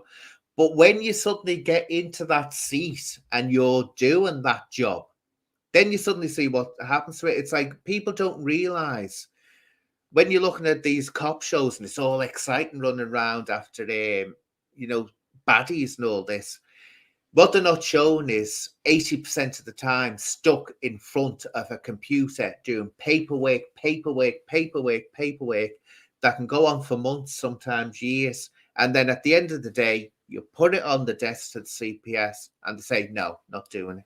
After thousands of man hours have been wasted on it, after all sorts of problems. Oh, not in the public interest. That's the favorite one, not in the public interest. But this idea that the police are going around pulling people for tweets that, aren't woke, it's all blown well because the papers love it. That's why the papers will report on it. Oh, this is great. But it doesn't happen. Well, no worries. Look, I'm going to do a Nash now, but nice catching up with you. A good show. Oh, brilliant. Thanks right. for joining in anyway. So speak to you again, definitely. No problem. Speak again. What you doing, Nice guys? to meet you today, mate. I'll see you soon. See you, mate. Take care. Bye-bye. So what does anyone else think about that, this idea that it's out there that suddenly you say the wrong thing and the police are going to knock on your door and arrest you? I don't know. I have a couple. First, he was talking about the vigilantism, but he brought up a case that was in America, and obviously that's a country that has my country, my home country. I live in London. I know I'm very American sounding and everything, but I assure you, I know Cockney. I'm trying to make a new language where I combine Cockney and hillbilly into Cockney. But anyways, but vigilantism. But he brought up the American thing. And, there's obviously issues with gun crime there, but the Kyle Rittenhouse case basically is a case that said, yes, you can bring an offensive weapon into a bloodbath, a danger zone, and use that to defend yourself and get away with that. And there are also stand your ground laws in multiple states. Yep. So I don't know specifically Trayvon about Martin being a good example of that. Yeah, we're exactly where they will, so I don't know how they're going to treat this high profile case with an NFL player, basically taking is vigilante action against somebody, but also on just the idea, I don't know, about these crimes in general. There's something in like the false reports and stuff. There's something called the free rider problem in economics. I don't know if anyone's like heard of that, but it kind of applies to many other things that aren't economics, and it just isn't. It's just the idea that there's always someone that gets something for nothing. Like there's always someone stealing cable, or there's a certain percentage of people taking the piss with the system, and that can include the welfare system. You'll see articles in the news where they will highlight the very few cases. Like I think there was a guy named Mark Dugan or something like that about 7 or 8 years ago, and he had like 8 kids all being supported by the state, and then he set the house on fire and a bunch of them died, and loads of people turned on this guy and was like, well, he's taking the mick out the welfare system. There's always a percentage. It could be 3%, 20%. Yeah. In economics, they want to keep that down, like credit card fraud, whatever it is. But like with crimes, there's always going to be a percentage of someone making a false report, whether it's the worst reports, rapes, and that. And unfortunately, but that often is used as an argument, which is a bad argument, to take a tiny percentage of something that will always be there. You can't eliminate it. You have to manage it and make sure, but they will usually use that as an argument for eliminationism or something like, well, these people take the mick with the welfare system, so we need to redo the whole thing, Same thing with the laws. You get a couple high-profile examples of people making false reports, false rapes, and then everyone overreacts and goes, well, we need to remake everything. Clearly, this is just a massive problem. It's not. It's a very small, Karma Corner said it. It's a very, very small percentage of the problem. So I don't know. I was just thinking about that while we're talking. I'll just add that in. But I always see that free rider in so many situations where there's always that uncalculated percentage of people that will try to take something for nothing, get something for nothing, whether it's false reporting or what. But that's no reason to like knock the building down, right? Necessarily. Oh no, there isn't. But I just want to say one thing. Paris Barrington, behave yourself. You're representing me, and though as my mod, don't you dare use possy mouth words on my be told. Be told. I've got it this sick, Craig. I've got Paris in my finishing school. Okay. And she's got to learn to be a lady. Finishing school, that's brilliant. You sound like Abby Lee, who I used to work with. So a few years ago now, I'm not sure on the date, because I watched a 60 seconds Australian documentary on this the other day, just to touch on vigilantes and when it goes wrong. And the News of the World newspaper at one point apparently printed the photograph, name, and the street that they lived in what area, of every known paedophile in the UK. Now, obviously, that caused a fucking huge uproar of vigilantes, protest marches, everything. But there was a few occasions when that went really, really, really wrong. I heard about this. For example, there was a guy that moved in, because it didn't give you the door number of the street. There was a guy that had moved into a street with the same name as a paedophile that had moved out of the street a couple of years before. And literally, this guy's life was like, he was nearly killed. But you know what I mean? There was picket signs, like it showed you footage of it. There was like 300 or 400 people outside of his door every night for like nigh on a month, like, get the fucking nonsense out. And obviously, he can't come to the door and explain himself. He doesn't know what's fucking happened. He doesn't know that he has the same name as a nonce that's been named by the paper. And because and then it happened again in another place, and then there were other child sex offenders that had like just downloaded child porn as opposed to actually touched a child, and like some of them were like literally like nigh on kicked within an inch of their life. And I get the vigilante thing if it happened to one of my loved ones. Fuck you, I'm gonna kill you. Yeah. But it's this whole, when the general public wants to become a vigilante for something that's really got nothing to do with them other than the fact that they want to bully somebody and they're like, oh, that's a target, get him.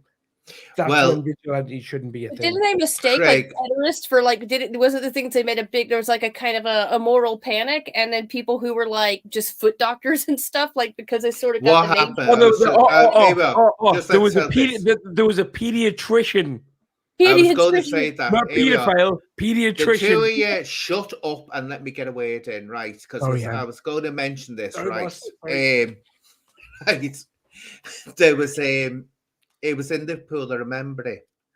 And what it was, the pediatrician that was Liverpool, I'm embarrassed to say that they got mixed up. But you know what the change has been? And this is what's shocking, and I'm glad Emma mentioned this, but it was a different one from the house being burnt down. Back then, it shows you how times changed. Back then when people thought there was someone like that in the neighborhood or the area, right, would act really strongly. You know, now if news came out, people wouldn't bat an eyelid. The way it's changed is amazing. They wouldn't bat an eyelid now. But yeah, pediatrician, that happened in Liverpool. That. But yeah, so go on. I give you permission to talk now. I'm still scared. Go on, Heather. It's your turn.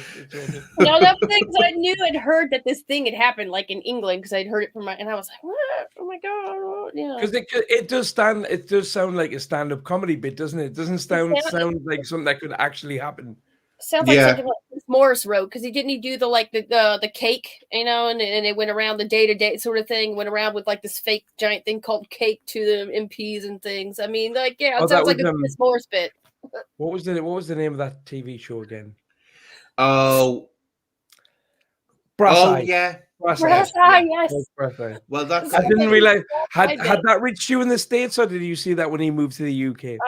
I saw that when I moved here. I knew a little bit of UK humor. I mean, we started getting. Yeah. It got in trouble, didn't he, over the one about maps, wasn't it? Because was it the same one? And he had them in a. He said, "Put your children in a filing cabinet and lock them up." He was doing things like that, wasn't he? So he got sort of like, do you know why you? Well, that's the thing. The irony doesn't work with idiots. It doesn't work with idiots. Satire. What I'm saying about humor, it's like the moment you start saying like the big joke, we can all agree on what's like goes too far or whatever. And go, oh shit, went too far. But I mean, there's places where humor is completely censored and it's just slapstick. You can't, humor is a great tool, especially with the English language, especially with the British do with wordplay. They love wordplay and stuff like that. The British love. And it's a way to provoke. And if you start censoring that, you censor the good with the bad too, I think. So comedy is something that for me is a bit more what you consider that. It's much more of a gray. It's subjective. Comedy is subjective. Whatever you find funny is funny.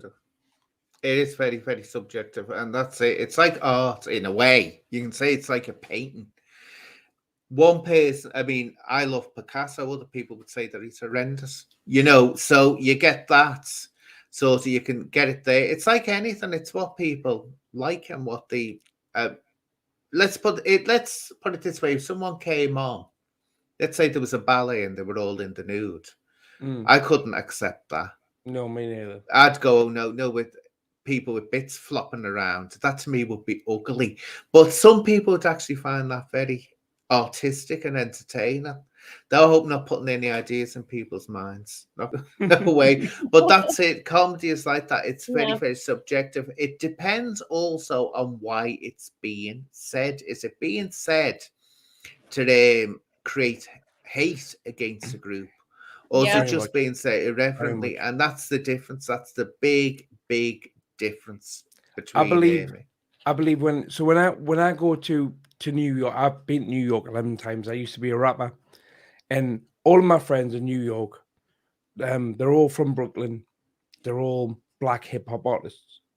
Now, the N-word in New York amongst that community is a term of endearment. It's not meant in the same way somebody racist would say it.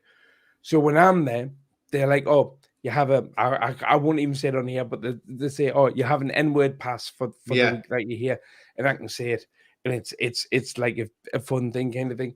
But you hit the nail on the head there, and it does boil down to when somebody says something, it boils down to intent. If they have hatred in their heart, or if they don't, it's completely different.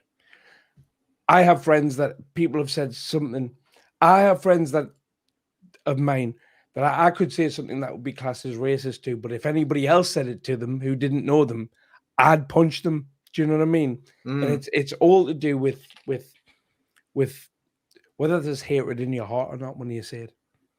It's everything is the intention at the end of the day. I mean, I've had people, and I do get people, and working in the theatre as well, when it was especially in the theatre at that time when it was woke, but it wasn't as. See, the 80s and the 90s was woke, but was it? Oh God, it could be, but compared to what we had in the 70s, politically correct, 70s, that's when you started. It was the 80s and the 90s. You started getting, you can't say this, you can't say that, you can't say that. That's when we got all that coming in.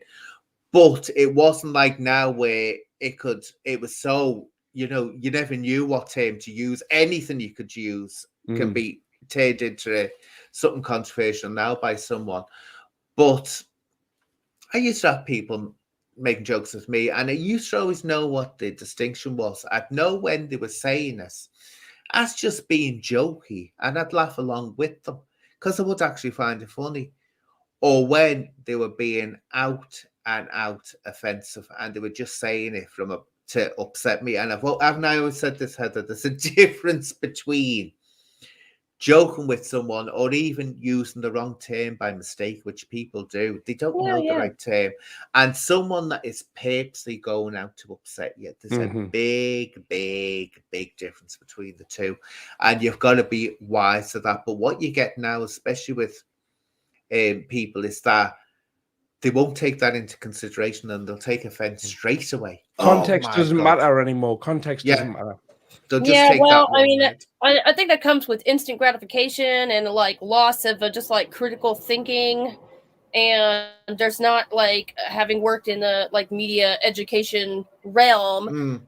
I mean, there's not a lot of really good education to people, to children, to students, to even the students who study this and want to work in this, how to critically think about it, how to like.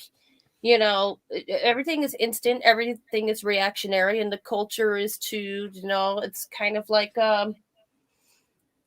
promotes narcissism, isn't it, in a lot of ways? And you got to guard your brain, and you need education, you're like, I'm a little bit older, I'm millennial, but the Gen Z, what they call Generation Z or whatever, are kids who are complete digital natives in a way like I necessarily wasn't being born in the 80s. So these kids have a different conditioning to us. They have, everything's very, everything's very much on the emotion and the well-being of the person. Everything's very much focused in culture on this sort of thing. And I think you're going to lose some things. There's some things that are going to be lost. It's critical thinking for me is like... the thing is, though, Heather, right, as I always say, you get in every generation, you'll get different classes of people. And you meet some young people who've got their heads totally screwed on, and they always will do. They seem to be more adult than the adults. And I've met some older people, and honest God, they are so stupid and annoying. You just want to say, oh, when they really, the things they come out with. But it's like, it's just a new era when you two get, I mean, I'm old as it is, but when you two get old, you'll find that you will see the clash between the young generation and yourselves. It always comes around. But what we'll do, say that, and I was like, oh yeah, you're so freaking right. I am old. I've just had loads of Botox, that's all.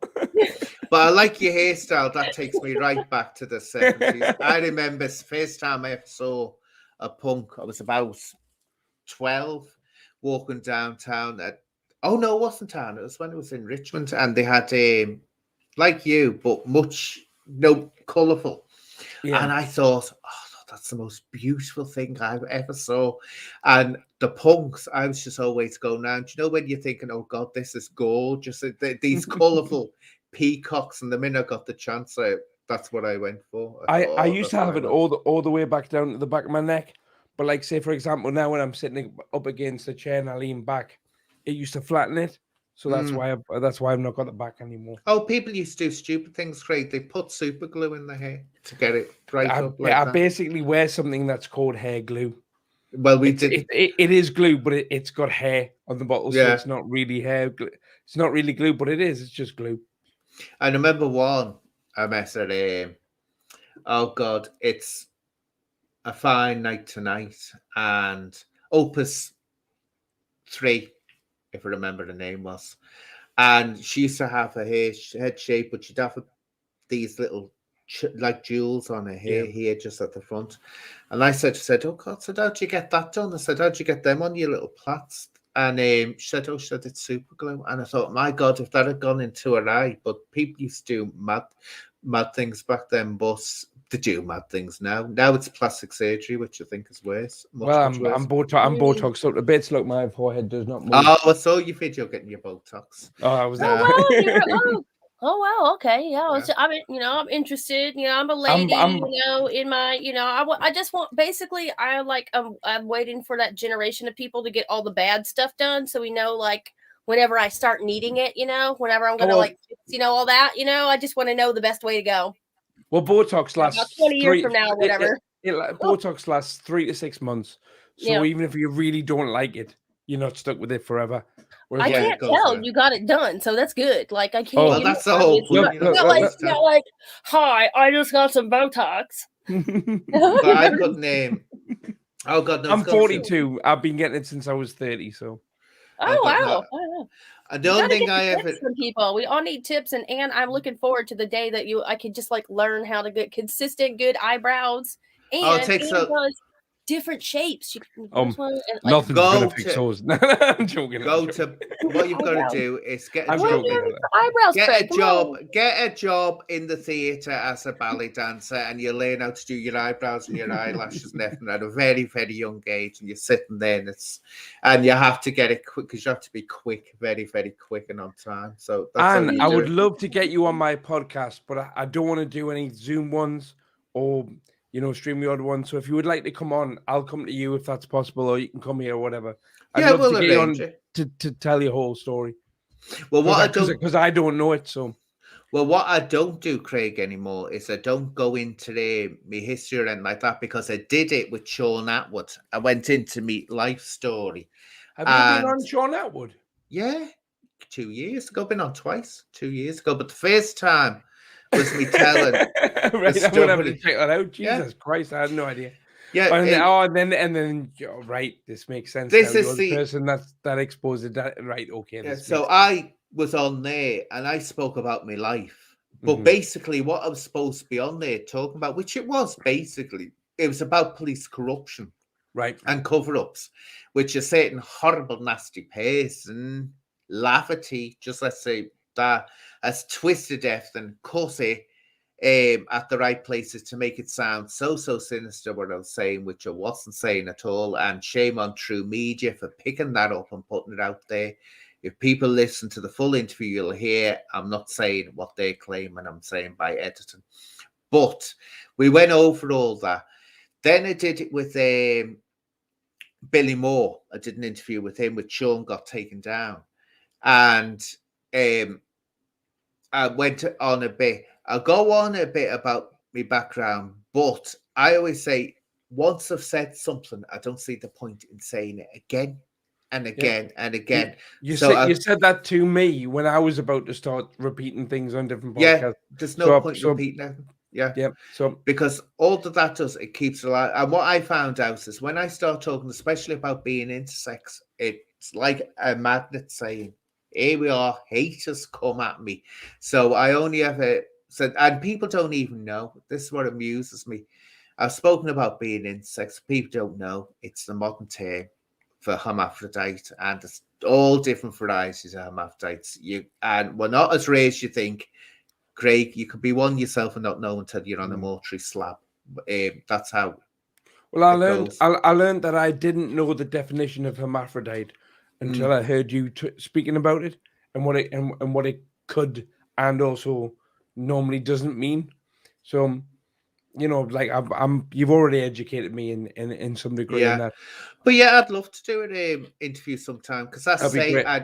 it's the subject. That's what I go for now. The subject matter. Someone says, "Would you like to discuss this?" It's like, oh, I'd love to. It's like what Steve Wraith did. Steve Wraith, he came up with a subject, and that got me interest. So I was right in there talking about the subject. So that's what I go for. But yeah, definitely will do. See if anyone wants to join in. But we're getting off the main person, aren't we? I blame Heather. She's not. Oh God, she's come back. Oh no, She's my come back. head going down for a bit. I was going to blame you for us getting off subject then, but you came back and caught me. I came back. You came back just in time. But do you know what, Craig? You look like you've got a pair of bazooms there. The way your t-shirt is. Oh, it's an Ultimate Warrior t-shirt. Yeah, it looks like you've got a pair of bosoms there. It does. But yeah, getting back to the person in. Getting back to the person. Decca Heggie. And by the way, Karma Corner has promised me faithfully, and I'm putting them on the spot here. You promised you're going to come on and talk to me sometime. I had sent them the link to this whilst we've been talking. I sent them the link, and you know what? I know. I mean, well, this is it. Heather, you'll know this, don't you? I mean, my beauty puts a lot of men off. They get intimidated by my beauty, and you know the idea of talking to me absolutely intimidates. That's why I had to get drunk before I came on. Yeah, that's it. You mean you need bleeding beer goggles, eh? Well, I don't know. I haven't really had much to. I did email Karma Corner a couple times, and they never really, acknowledged. Oh, I know he's snubbing us. Oh, I don't know. Well, Heather, email me. I won't ignore you. Email me. Email me. I won't ignore you. I'll email you, Craig. Woo! I talk to people who email back. That's why me and Ann are talking.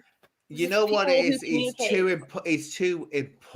He's too popular to be bothering with us non-entities, isn't he? He wouldn't be bothered with us non-entities. Everyone loves Karma Corner. It's cool. I'm not offended. Even when Karma Corner was griefing the life out of me, I just think it's polite. I still loved him. He really was, and I was like, I woke up one day and I was in bits, and I was like, the whole internet was slagging me off, and all I was bothered about was that Karma Corner was saying this. I was like, I fucking like it. I really like the guy. Stab. And like, he's the only person I didn't say anything back to or anything. I was just like, just take it. Ride the wave. And we'll try and reason with him afterwards. But he is a fair guy, and he's done a lot of good with this Decca awareness thing. Oh, that's cool. I just figure, people are busy. I'm not a chaser of somebody, that's fine. People got life. But, it is a little polite if someone sends you an email. It's like, wait, what is? I feel like that was a dig. But you have to. But getting back to the main man, the main subject matter, I think. What do you think, Heather? That it's the fact that he's actually acting now like he thinks this, and he's making it obvious he thinks this is all very, very funny and amusing by what he's done. Do you think this is? So he's got like duper's delight in his face, is what you're saying. Yeah, he's got that little got one over on him. I just made a couple $100 just getting everyone all excited about maybe showing up in person to do it's a little scam, it's a little con.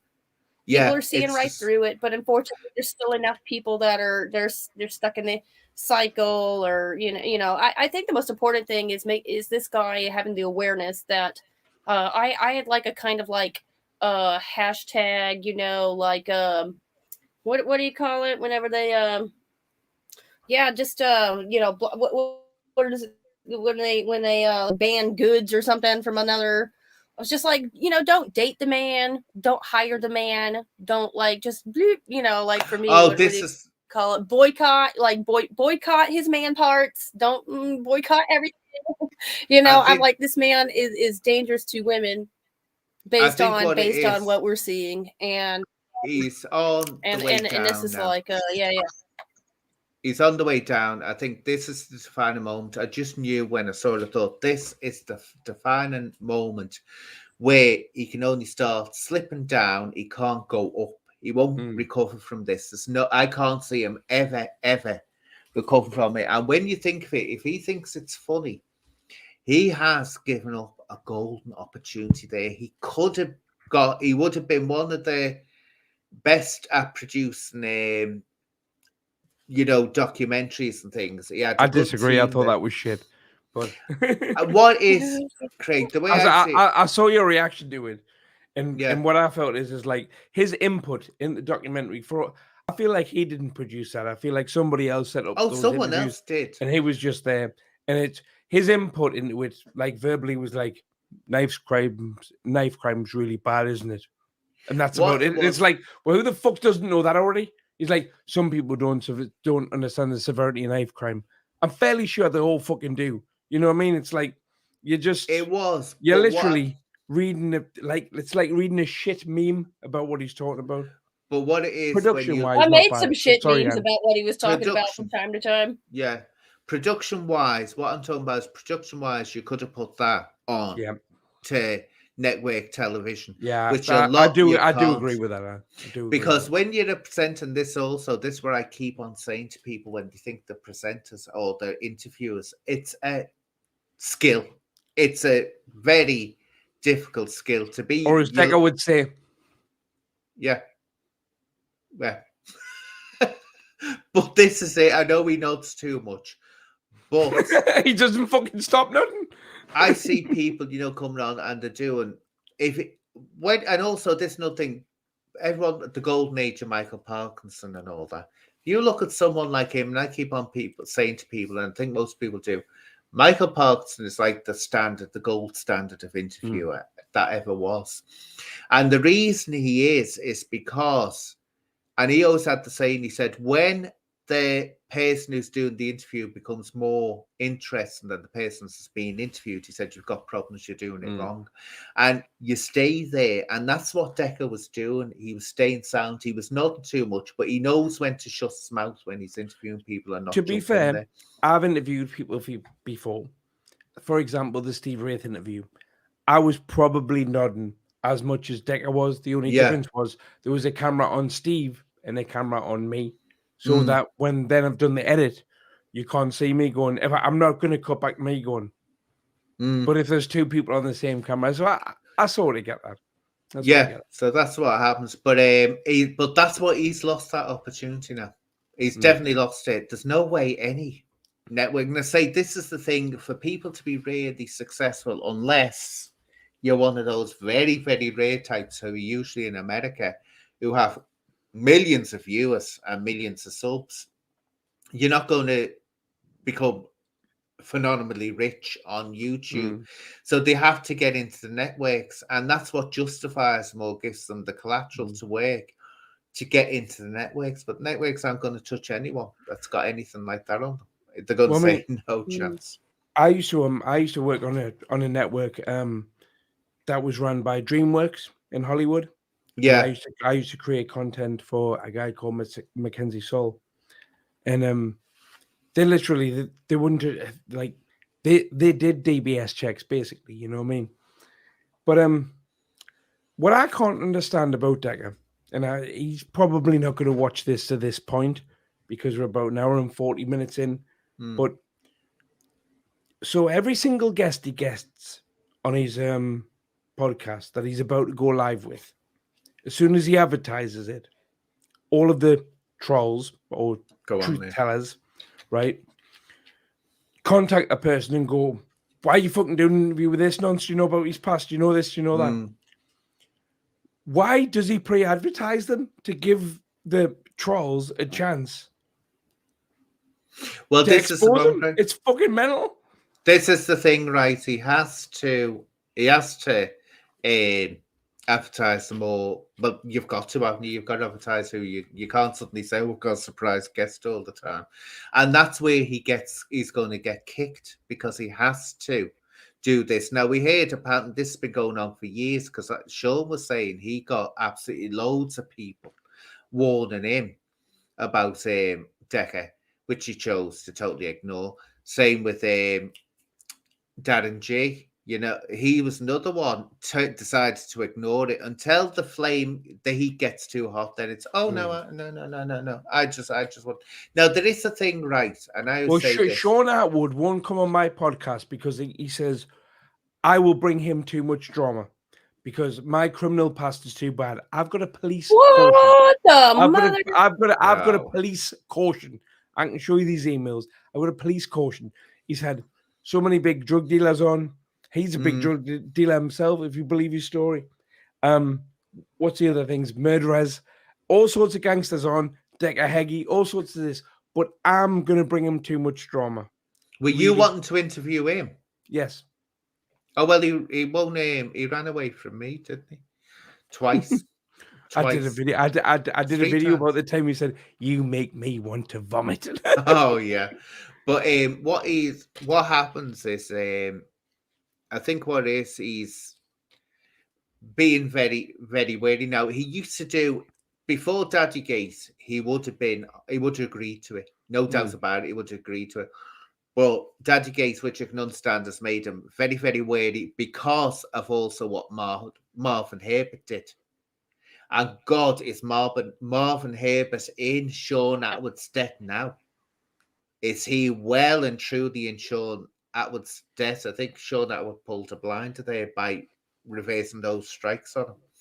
Because now Marvin Herbert knows he's only there for the grace of Sean Atwood. But in the past, he's just wary now. He's very, very wary. See, he's done a lot wrong, but at the same time, there was behind the background, because I saw it, Craig, and I saw the header. There was sneaky goings on behind the background to bring him down by his competitors. I saw it myself. It wasn't like I was sensing it. I saw it going on. Not to the extent he makes out, but he's very, very paranoid now, extremely paranoid.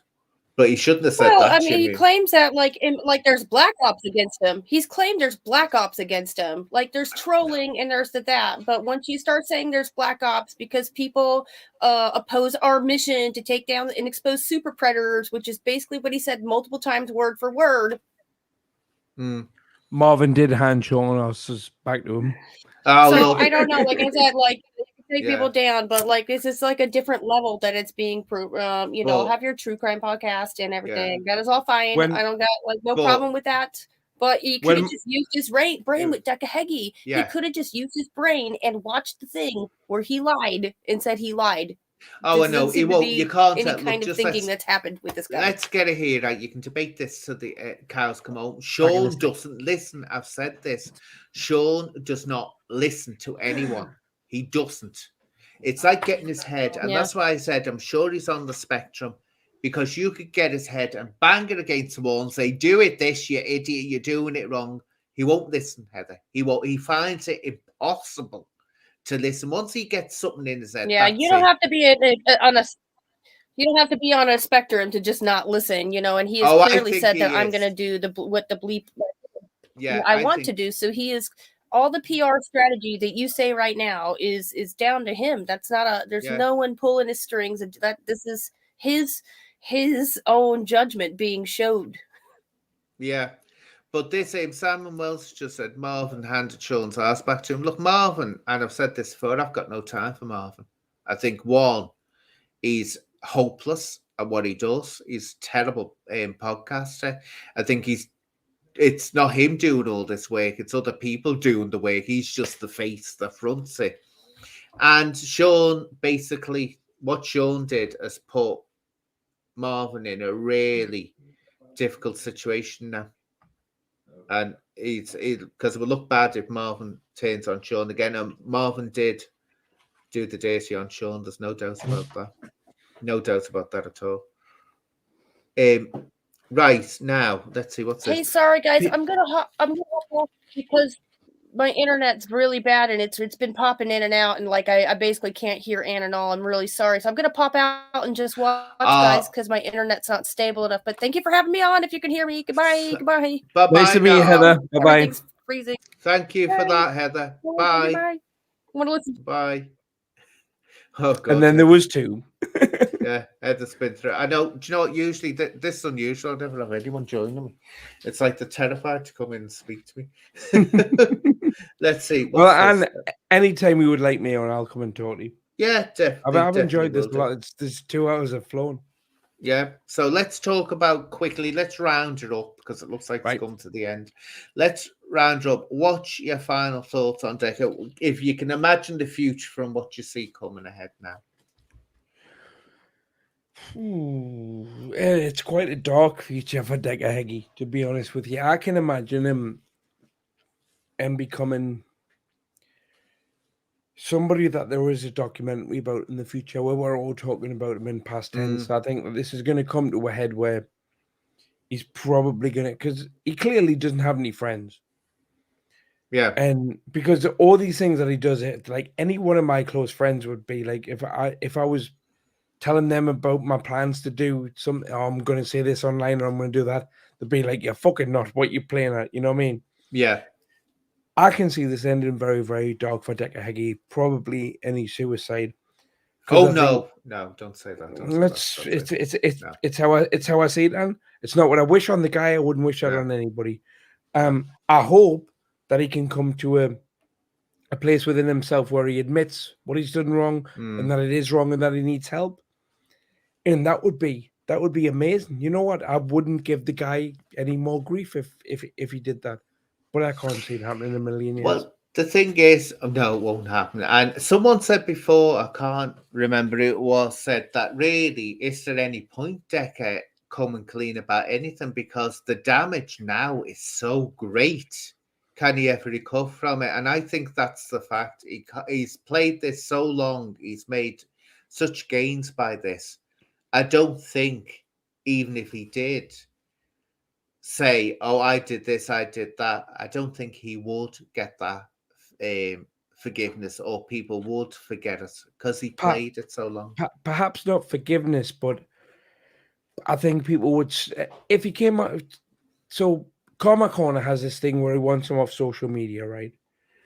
Now, I totally get why Karma Corner wants that, but at the same time, if you're trying to stop potential victims, social media is the best place to keep them on because you can keep warning people about him. If he comes offline, then how are we ever going to let a new potential victim know about him? Yeah. So that's right. It's just, I think my own personal view is that he'll carry on going for a while because he's got no remorse, he's got no conscience. He won't see this as being any bad. And as was said, genuinely don't believe deep within himself, from what I've seen, that he thinks he's ever done anything wrong. No, he doesn't believe it. He can't see it. That's why he sees himself as being a victim. But I think at the end of the day, He's not well. I mean, I think he is a bright spark. See, it's easy. This is nothing, Craig. It's easy to see people as being, if they're acting out of kilter, as them being mentally ill or having problems. I think he's it because people have said this about another one, Judith Archer, another woman. And I said, no, she's as bright as a new penny. She is. She knows exactly what she's doing. And when she's lying, she knows she's lying and all this. There's nothing wrong with her intelligence. So I think he knows fully well what he's doing, but he doesn't see it as being anything he should be ashamed of. In other words, he sees it as being totally normal behavior. But I think he'll keep it going for a while. But it must be in the back, especially what's happening over these two women coming forward from Liverpool on the 18th on the Cockrell Cockrell's Brian Cockrell's channel, who are going to be saying what they found out. That is going to be devastating. I think that's going to be he'll never get over it now, and the word will go out about it. You don't want your guests suddenly doing that. You just don't want it happening. Can I ask you a question? What do you think the best case and the worst case scenarios are for Decca moving forward? Well, I think full stop. He can't move forward. He can't. He'd have to do it. He'd have to work with someone else, but not be seen. Like he can do it that way. Like if he did documentaries on another channel, but he was just the voiceover kind of thing, perhaps. Not even that. He'd have to be on the production or something and keep his head down if he could do the production. Which I don't think he can. I don't think he can. But I think what is he'll carry on for the next year or so, but it will start getting to him and he'll realise, like everything else, Craig, it becomes tomorrow's chip paper. Yeah. And like everything else, I remember you couldn't move for Daddygate, you couldn't move. Everything was Daddygate. It was all coming in on us. And I remember at that time I said, it will pass and become old news. Now you mentioned Daddygate, no one gives a damn about it. I was the most hated person on the internet for a couple of weeks, and I just took a month off. And when I came back, it all passes in the end. So that's when he'll start losing his views. But the thing is, even though that passes, people will still remember that he wasn't a nice person, let's put it that way, because his detractors will still, if he suddenly pops up, they'll still have a go at him. So I think that's it. And when you've got people like Sean Atwood and you've got other people distance themselves, it's game over. Can I just mention Stephen Anderson in the comments? Yes, I did apologize. The video is on my YouTube channel. It's called The King's Speech I put out on Christmas Day. Sorry. Here we are. That's an interesting comment. But since when did YouTube become court? People should be taking their evidence to the police. You're right. Yep. Oh, you're right. You are right, because we do get judged, and of course, it's easy to judge people and say that. So, and I've said that from day one. It really needs to actually to get this to the police and get it sourced out. But what we're saying is, it comes to the point when someone acts like Decca did today, just acting in a way that he thinks this is all a game. That's when you suddenly realize this person is a manipulator and he's enjoying it. And it's a sick thing to enjoy. And so that's why people are talking about it now. It's because he's strung everyone along. And if anything, I say, if his career's ended for that, Craig, he's brought it on himself. He's played.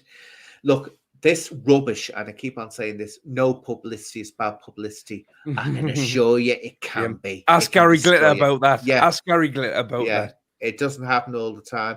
But anyway, what I'll do, Craig, thanks for joining. It's been very interesting. So much for having again, definitely. And if we'll arrange that, it's most probably during the summer, you can come up and I'll show you around Liverpool. The beauty and the joys of Liverpool. Lovely. So very much, until next time, thank you everyone for joining. All me love to you. So bye-bye now, everyone. Bye-bye.